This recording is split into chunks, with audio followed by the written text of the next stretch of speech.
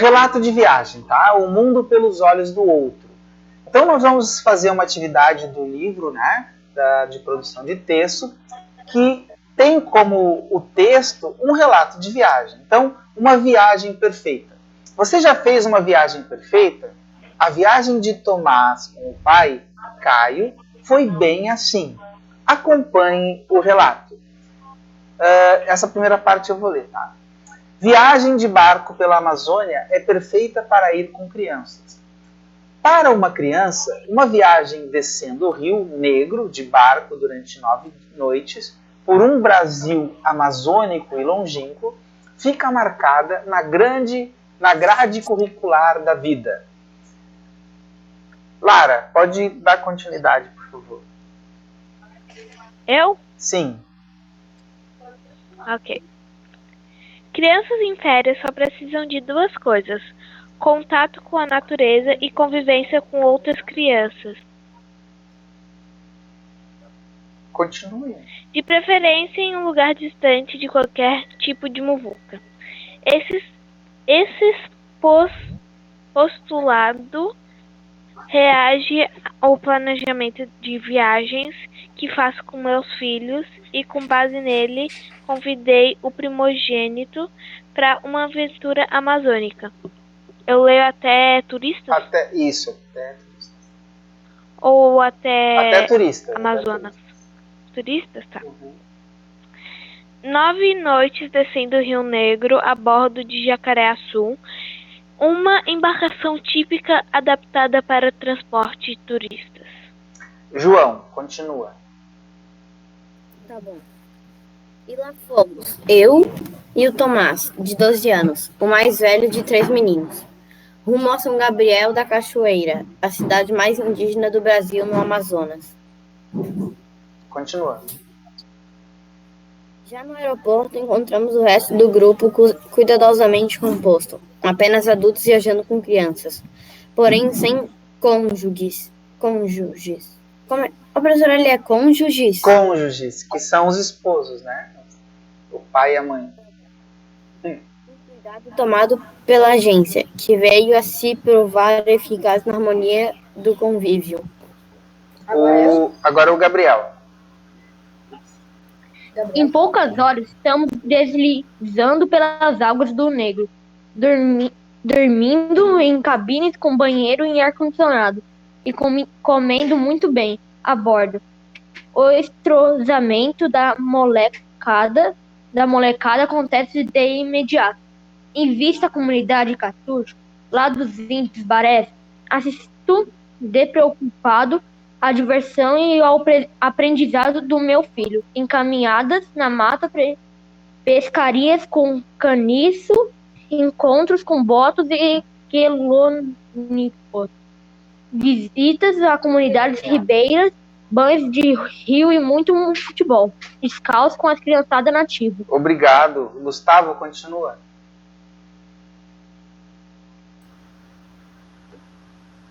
Seguem dias de navegação noturna e lazer a bordo, com mímica, violão e jogos de tabuleiro. O tempo anda mais devagar sem Wi-Fi. Logo após passar Barcelos, o Jacareaçu encosta na praia de Gaspar, uma comunidade à margem do rio Juaperi. Ali os irmãos Christopher e Paul Clark, escossos de Glasgow, dedicam-se de corpo à alma desde 1994 à educação de uma garotada de 5 a 12 anos, na escola Viva Amazônica. Ao entrar a molecada local, nossas crianças somem no mato e pelo interior das casas. Ok. Eu vou terminar a leitura então desse último parágrafo, tá? No rosto dos E eu, prof? Tá, pode ler então, Lara, vai. Então vou ler. No rosto dos idealizadores. Nossa, buguei aqui. No rosto dos idealizadores da viagem, o semblante tranquilizou. Ih, professor, acho que você pode ler isso aí, hein? Continua. Acho que você pode ler aqui, professor. Fala. semblante tranquilo reflete a sensação de missão cumprida. Nos olhos das crianças, o brilho de uma experiência enriquecedora vivida.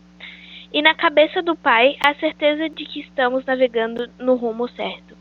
Muito bem, obrigado. Então, assim, depois da leitura, nós temos as atividades. Então, nós vamos fazer juntos, tá? E eu quero que vocês continuem participando. Então, nesse relato de viagem, o propósito do texto é... Qual é o propósito do texto? É somente apresentar informações? Sim ou não? Não. Não. Não. Não. É somente proporcionar entretenimento? Não. Não. Também não. Somente a palavra certa para usar, né? É somente convencer o leitor a fazer uma viagem com os filhos? Não. Também não. Não.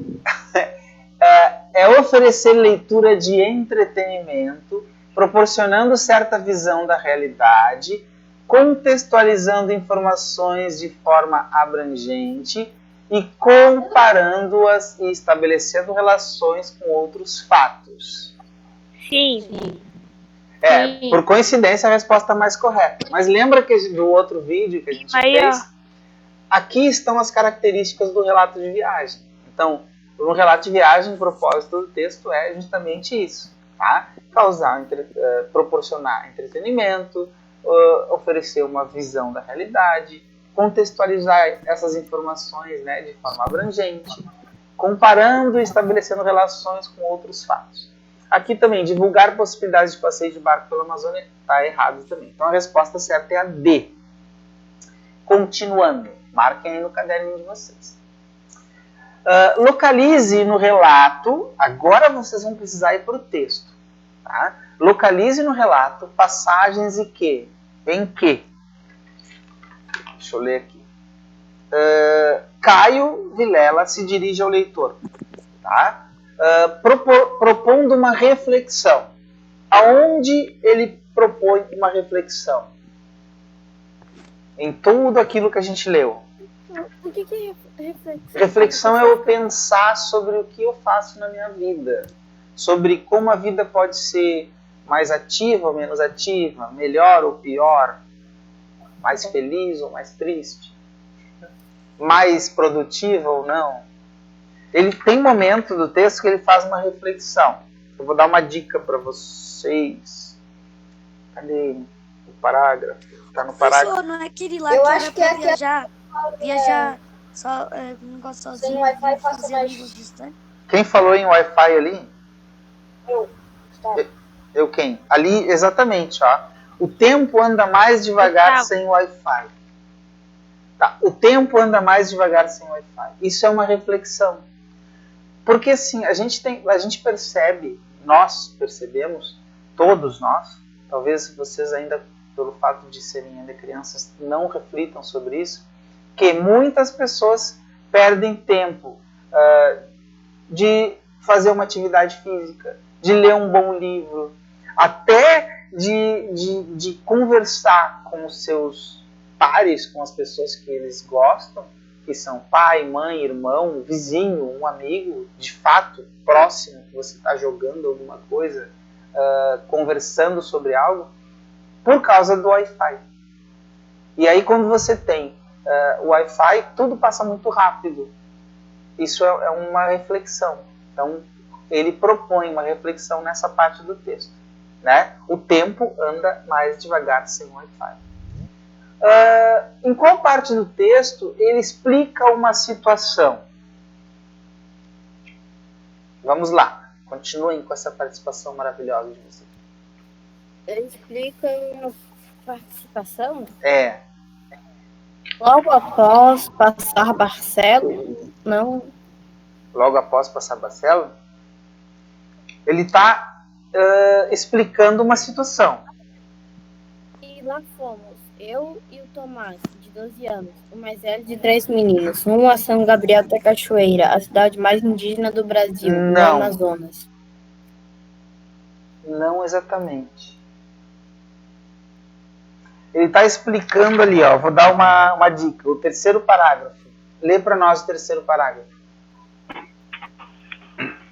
Já no aeroporto, Esse postulado ali. esse postulado rege o planejamento das viagens que eu faço com meus filhos. E, com base nele, convidei o primogênito para uma aventura amazônica. Olha só. Off-noite. O que ele está falando aqui? Ele está explicando uma situação, ó. Por quê? É de preferência em um lugar distante de qualquer tipo de muvuca, ou seja, de qualquer tipo de problemas, de bagunça, de aglomerações, tá? Não estou falando de aglomerações para prevenir doenças, tá? Aglomerações de bagunça. Então, esse postulado, ou seja, essa situação, rege o planejamento das viagens. Então, nesse parágrafo é onde ele explica uma situação. Tá? Vamos ver outro. A C. Onde é que o Caio... Professor, eu ainda não consegui terminar de escrever esse postulado. É o parágrafo 3. Só marca ali depois. Não, eu ainda não consegui terminar de escrever. Não faz mal, só marca, depois tu escreve. Depois a parte 3 aqui, ó. Aonde o Caio Vilela, né, se dirige ao leitor orientando sobre um aspecto da viagem. Ele orienta sobre uma situação da viagem, sobre um aspecto da viagem.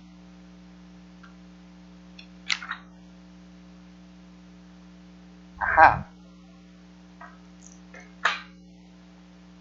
Aonde? Onde é que vocês acham? Eu não entendi, prof. Ó, ele está orientando. Tá?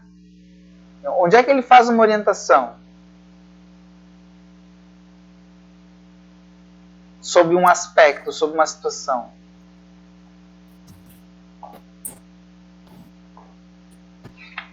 Ele faz uma orientação. Talvez ali no segundo parágrafo. Crianças em férias só precisam de duas coisas: contato com a natureza e convivência com outras crianças. Também. Preferência de um lugar distante de qualquer tipo de muvuca. Na verdade, não. Aí ele está mais opinando. Nessa situação ele está opinando. É uma orientação. Vamos para o parágrafo 1, 2, 3, 4, 5, o 6. Lê o 6 ali. Parágrafo 6.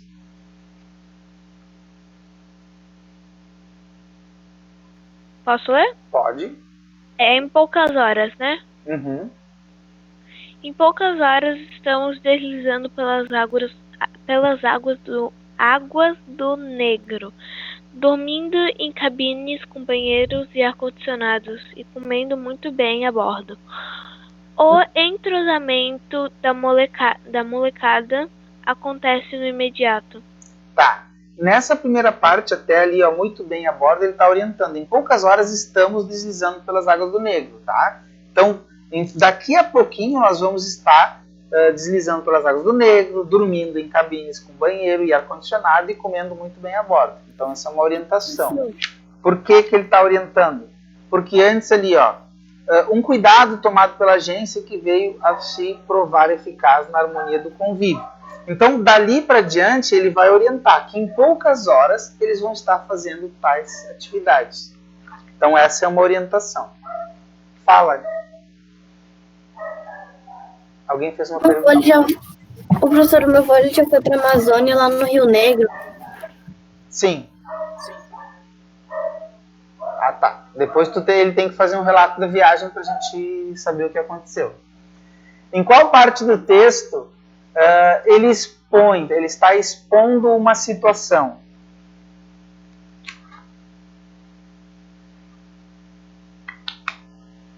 Ele está expondo uma situação que está acontecendo.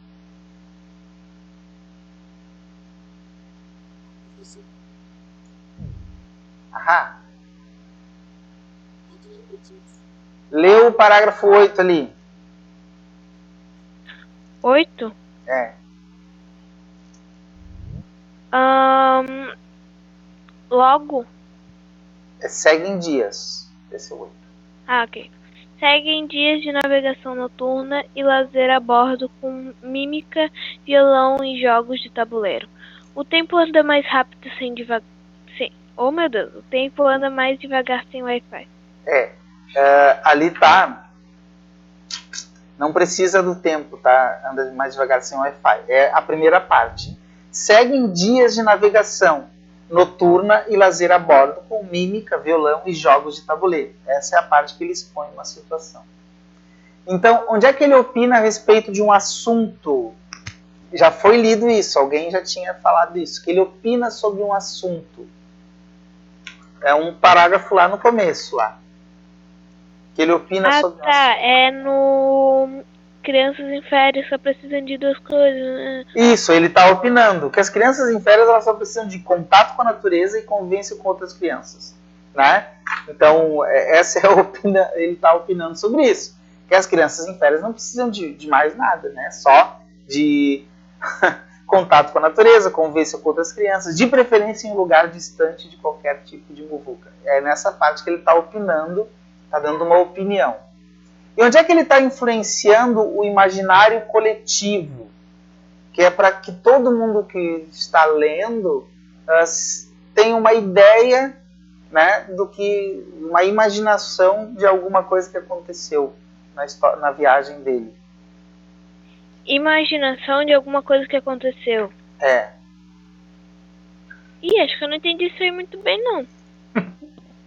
Tem uma parte do texto em que ele vai mexer com a imaginação das pessoas, tá?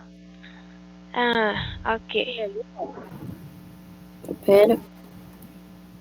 Ali, logo após passar Barcelos, o Jacareaçu encosta na praia de Gaspar, uma comunidade à margem do rio Jauperi.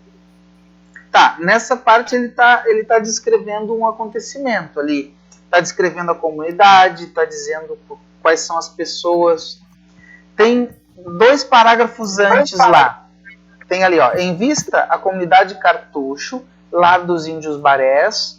Quem é que quer continuar essa leitura para mim? Em vista a comunidade Cartucho, lá dos índios Barés. Continua para mim.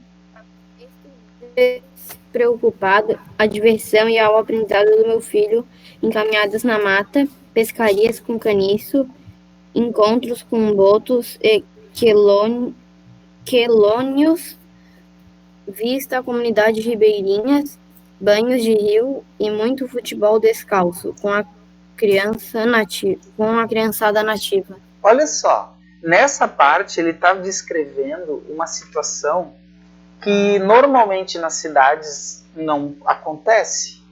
Por quê? Porque a criança está ali, ó.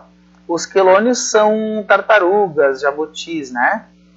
A criança está pescando, está no meio dos botos, né? Os botos, os nossos famosos botos cor-de-rosa da Amazônia, né? Tá no meio da mata, caminhando, descalço.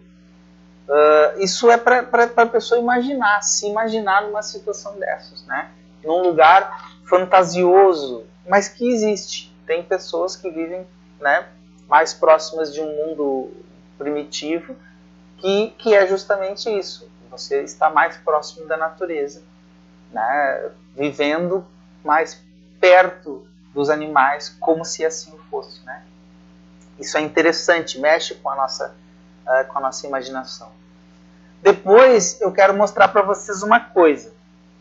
Tá vendo aqui, ó? Isso aqui é a carta de Pero Vaz de Caminha. É um trecho da carta, isso aqui é uma fotografia, tá, do original, que ele descreve algumas coisas e eu botei aqui para que vocês vejam uma parte da narração do relato, né, de Pero Vaz de Caminha sobre o que ele viu, né? Então, olha só.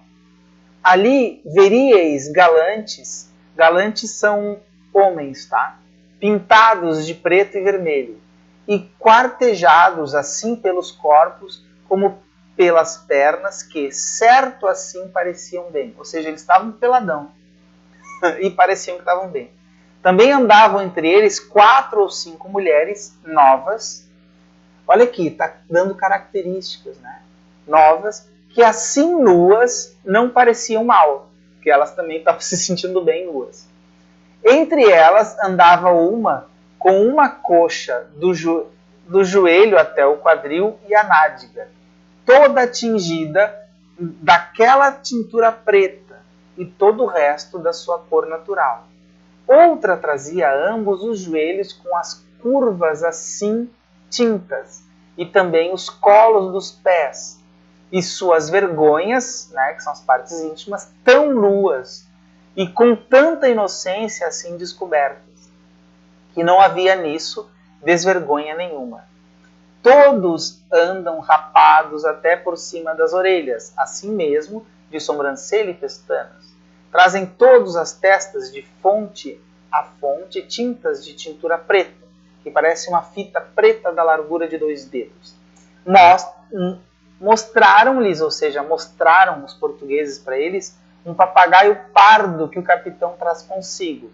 Tomaram-no logo na mão e acenaram para a terra, como se os houvesse ali, ou seja, eles mostraram que mais para dentro da mata também existiam papagaios.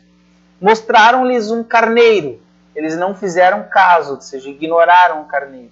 Mostraram-lhes uma galinha, quase tiveram medo dela e não lhe queriam pôr a mão, porque eram animais que eles desconheciam, não era do mundo deles.